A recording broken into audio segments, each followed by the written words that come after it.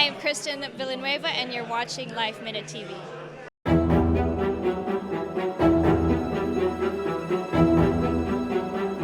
When Elizabeth Keathley was at the DMV, she checked a box being asked, would you like to register to vote? Now, she didn't know that she couldn't be eligible for that, but she did it, and that led to a swirling events that kind of like uplifted the Keathleys' lives.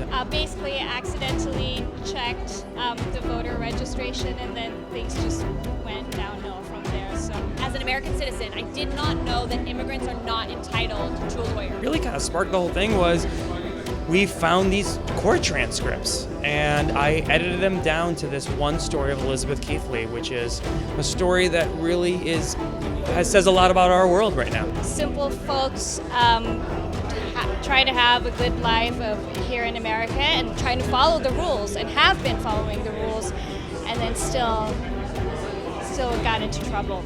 I really hope the audience takes away a feeling like they got to experience what immigration court is like.